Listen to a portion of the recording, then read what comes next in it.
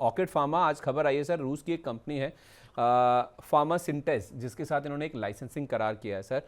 उनकी एक दवा है एक्सब्लीफेप के नाम से, जिसकी बिक्री के लिए इन्होंने लाइसेंसिंग करार किया। इनके पास एक्सक्लूसिव राइट्स होंगे इसको बेचने के लिए, और 10 साल में एक अनुमान है सर इस दवा की बिक्री से 10 साल में करीब 1700 करोड़ रुपए के आसपास का रेवेन्यू एक्सपेक्टेड है, पोटेंशियल है उसका, जिस वजह से हम देख रहे हैं कि ऑर्किड फार्मा आज काफ़ी अच्छा मूव कर रहा है। हाई बीटा नेचर है सर, जब भी कोई अच्छी खबर आती है या फिर खराब खबर आती है तो मूव दोनों तरफ काफ़ी स्विफ्ट देखने को मिलते हैं। 1000 रुपये का लेवल पार हुआ है सर आज, वैसे 1047 का हाई भी देखा था हमने, वहाँ पर टिक नहीं पाया। ज़्यादा फोकस किस बात पर करें कि हाई लेवल्स पर टिक नहीं पाया या फिर अच्छी खबर के दम पर चल रहा है? सर इसमें ना, if I am correct, important ये है कि ये पर्टिकुलर मेडिसिन जो है ये यूटीआई और किडनी डिजीज के लिए, इफ आई एम करेक्ट, और वो सर आज के टाइम आप देखें कि हमारे यहाँ एक एक्चुअल में बहुत बड़ा प्रॉब्लम बनता हुआ जा रहा है। जिस तरीके से हमारी ट्रैवलिंग और ये सब हो गई है, maybe you know men women both are facing issues, बहुत ज्यादा डिमांड में है, और किडनी भी एक इशू रिसेंट टाइम से बनता हुआ दिख रहा है। अब ये बात मैं आपको क्यों बोल रहा हूँ, क्योंकि ये particular medium to long term बहुत बड़ा बेनिफिट हो सकता है। इस हम्म। पर्टिकुलर मेडिसिन के बारे में हम पढ़ें तो बहुत पॉजिटिव रिव्यूज और रिस्पॉन्सेज देखने को मिले हैं। मैं समझता हूँ आपके पास पोजीशन है, बनी रहे, नहीं है हाई बीटा नेचर है ही, 948-56 लेवल्स पे आए, medium to long term approach रख रहे हैं, पोजीशन बना लीजिएगा। और इस तरीके से बनाइएगा कि अगर किसी भी मार्केट करेक्शन में 880 लेवल्स तक भी आए तो पोजीशन फर्दर इंक्रीज करें। जिस तरीके से ये अपने आप को पोजीशन करके रख रहा है, सबसे पहला टारगेट जो हम नियर टर्म में देख पा रहे हैं, दैट वुड बी 1110। 1110 के ऊपर मेंटेन करता है तो 1300 तक भी जा सकता है। 1110, उसके ऊपर फिर 1300 तक भी स्टॉक जाता हुआ नजर आ सकता है। चलिए, इस बीच जैन साहब भी हमारे साथ मौजूद हैं। जैन साहब, बहुत स्वागत है आपका, वेरी गुड मॉर्निंग। तो नमस्कार नमस्कार आपके सभी दर्शकों को। सर मैंने लाल टाई पहनी और आप गहरे हरे रंग की शर्ट पहन के आए हैं, ये तो वर्सेस हो गया सर, बुल वर्सेस बियर हो गया आज तो। आज तो मेरा रंगों पे ध्यान नहीं है सर, आज मैं यूट्यूब पे गाने सुन रहा हूँ, कहीं पे निगाहें कहीं पे निशाना। ये आज क्या है सर, अभी नया वाला? निगाहें निगाहें किसी और की कहीं हैं और बिल मेरे नाम फट रहा है। आज क्या कर दिया रचित जी आपने? चीते की सवारी कर रहा है। अरे नहीं सर, अब राज खोल दीजिए, इतना इतना ज्यादा मत आप पर्दा नहीं रखिए नहीं इसमें। एक्चुअली क्या है सर, देखिए, डेली मिलते हैं ना तो आप दोस्त बन जाते हैं, एक पारिवारिक रिश्ता आपका बन जाता है। अभी क्या हुआ कि अंशुल भाई बोले कि प्रॉफिट तो सब चीते की तरह बुक करते हैं, लॉस भी चीते की तरह बुक करिए, कोई कॉल में ऊपर नीचे कुछ लेवल्स हिट हुए। अब सर मेरी तो आदत है, आप जानते हैं मैं थोड़ा मस्करी करता रहता हूँ। बहुत देर तक मुझे मस्करी करने के लिए कुछ मिला नहीं, तो मेरे को अंबाला मैम के कपड़ों पे ना चीता प्रिंट दिख गया। तो मैंने अंशुल भाई को बोला कि अच्छा, चीता आपको ऐसे दिखा है तो ये सर मेरे ऊपर आ गए हैं, अब गुस्सा कहीं तो निकाले इंसान, और कहाँ निकाले। तो जहां बस चल रहा है वहां गुस्सा निकाल रहे हैं और कुछ नहीं। अच्छा, लेटली क्या हुआ सर, इन्होंने हेयर कट भी कर लिया है। हेयर कट के बाद क्या है, इनकी गर्दन भी कुछ ज्यादा दिखने लग गई है। व्हाट्सएप पे इनके पास कमेंट भी आने लग गए हैं, कुछ कुछ प्रपोजल भी आने लग गए हैं। उसके बाद से अब भाभी जी ने ये और बोल दिया कि माचा खत्म हो गई, माचा लेकर आ जाना, और एक दिवाली तक का वेट टारगेट भी दे दिया है। तो सर बहुत सारा फ्रस्ट्रेशन क्या अक्यूमुलेटेड है, उस कारण से ऐसी आपको चीजें देखने को मिल रही है। मेरा कोई खास फ्रस्ट्रेशन तो एक्यूमुलेटेड है सर, ये माचा को लेके फ्रस्ट्रेशन एक्यूमुलेटेड है। वो श्रीमान जी पिछली साल स्वर्ग से ढारे थे, महीना 2 महीना माचा पिया था बीवी के प्रेशर में। अब कल उनकी पुण्यतिथि थी, फिर नीचे भोज चल रहा था, फिर उसको याद आ गया कि ये कोलेस्ट्रॉल से हार्ट अटैक से गए थे। अब फिर माचा, आज सुबह फिर माचा ऑर्डर हुआ है, फिर 2 महीने ये अत्याचार झेलना होगा।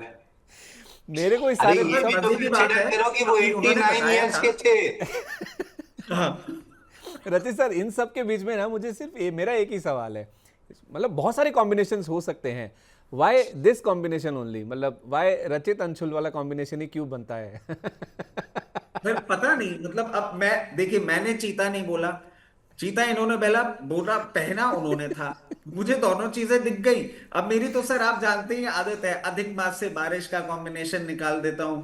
IT AI का कॉम्बिनेशन निकाल देता हूँ सर, एकदम से दिखा। मैंने कहा मैं तो यहाँ से 10:30 बजे चला जाऊंगा, ये लोग जाने इनका काम जाने, मैं अपने लास्ट कमेंट्री में वो सब बोल के आ गया। अब ये मिसमिसाए बैठे हुए वहां तो कुछ कर नहीं पाए। मैं जानता था जैसे ही यहाँ पे आएंगे मुझे बोलेंगे जरूर, इसलिए मैं बैक सीट हो गया था। मैंने कहा भाई साहब अब आप बोल लो, वहां तो मैं अपना काम करके आ गया। सर जोड़ी इसलिए जमती है, बेसिकली सबसे इम्पोर्टेंट चीज है सेंस ऑफ ह्यूमर। बहुत लोगों को मजाक बुरा लग जाता है, तो और ऊपर से मतलब एक तो इतना इंटरनेट पे वो चल रहा है कि मैं इसलिए बहुत हद तक महिलाओं को लेके, या महिलाएं जब होती हैं, मैं मजाक अवॉइड कर देता हूँ क्योंकि मेरी लिमिट होती नहीं है। मैं एकदम वो जिसको कहते हैं ना कॉलेज के बिंदास। लौंडे, मैं उस लेवल पे जाके मजाक करता हूँ। तो सेंस ऑफ ह्यूमर मैच करता है इसीलिए हंसी मजाक हो जाता है। जिससे नहीं मैच करता है उसके सामने भाई चुपचाप बैठे रहो, पता नहीं कौन सी बात का बुरी लग जाए। ये रचित जी से कॉम्प्लीमेंट के रूप में लें। नहीं नहीं सर, मैं तो बिल्कुल, मैं आपको कारण बताऊं क्यों। क्योंकि लेटली क्या है, मेरे ऊपर भी बहुत मजाक हो रहा है। जैसे अंबाला मैम है, अंबाला मैम ने एक दिन मुझे शो में बोल दिया कि गाय नहीं ये तो बैल है। अब मैंने उनको ये बात समझाई वहां पे कि भाई गाय का सांड होता है, बैल तो कुछ और ही बन जाता है, बैल तो मत बनाइए, मैं तो नॉर्मल इंसान हूँ।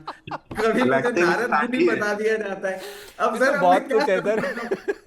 बहुत कुछ है, लंबा चल जाएगा डिस्कशन। बहुत शुक्रिया आपका रचित जी अपना कीमती समय लेने के लिए। जिन जिन स्टॉक्स पर बातचीत हुई है सर, उनमें कोई डिस्क्लेमर?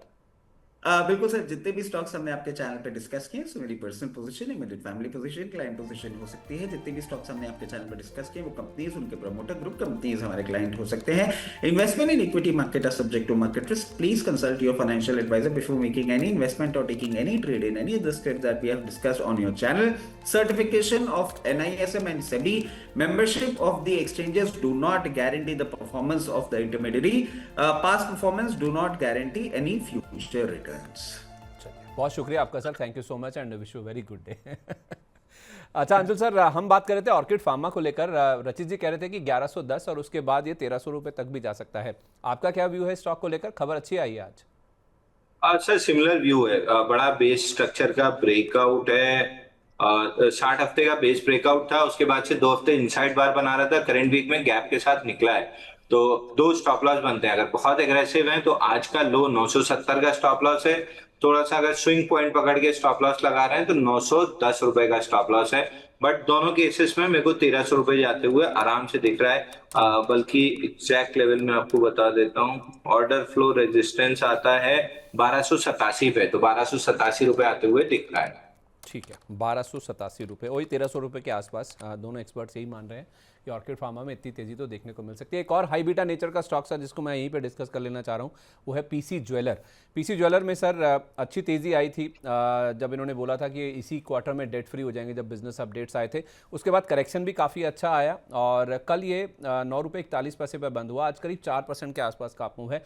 आज भी एक खबर आई है और खबर ये आई है कि इन्होंने दो जो कंसोर्शियम ऑफ बैंक्स हैं उनको कुछ रीपेमेंट किया है और ये Q2 FY27 यानी कि ये जो मौजूदा तिमाही है उसके बाद जो अगली तिमाही आएगी Q2 FY27, उसमें ये डेट फ्री स्टेटस देख रहे हैं या फिर आई कर रहे हैं। तो उस हिसाब से जो इन्होंने अपनी बिजनेस अपडेट्स में बोला था उसकी तरफ एक कदम इन्होंने उठा भी लिया है। दो कंसोर्शियम बैंक्स को इन्होंने कुछ पेमेंट किया भी है। सर पीसी ज्वेलर इन लेवल्स पर कंसिडर किया जा सकता है? सर पीसी ज्वेलर 10:30 11 इस रेंज के ऊपर वीकली चार्ट पे आगे क्लोज करना स्टार्ट करे तो फिर मैं 16 रुपए तक के लिए बाई कर सकता हूँ। तब तक के लिए मैं कंप्लीटली अवॉइड लिस्ट में रखा हूँ। 10.38 रुपए प्रिसाइज लेवल आता है, तो आप 10:30 पकड़ लीजिए या थोड़ा सा लीवे देंगे तो 10.75 11 पकड़ लीजिए। बट कम से कम 10.50 इसके ऊपर वीकली कम से कम 2 हफ्ते की क्लोजिंग चाहिए, उसके बाद मेरे इंटरेस्ट लिस्ट में आना स्टार्ट होगा। अच्छा, ऊपर वो भी वीकली क्लोजिंग? वीकली क्लोजिंग दो, क्योंकि लास्ट वीक वॉल्यूम अच्छा था लेकिन फेलियर रहा 10.50 पे ही, तो मेरे को कम से कम 1 से 2 हफ्ते चाहिए उसके ऊपर क्लोजिंग। ठीक है, 1 से 2 हफ्ते वीकली क्लोजिंग अगर आ जाए 10.5 के ऊपर, इनफैक्ट 11 के ऊपर आ जाए तो और भी अच्छी बात है। फिर ये स्टॉक आपको 16 रुपये तक जाता हुआ नजर आ सकता है।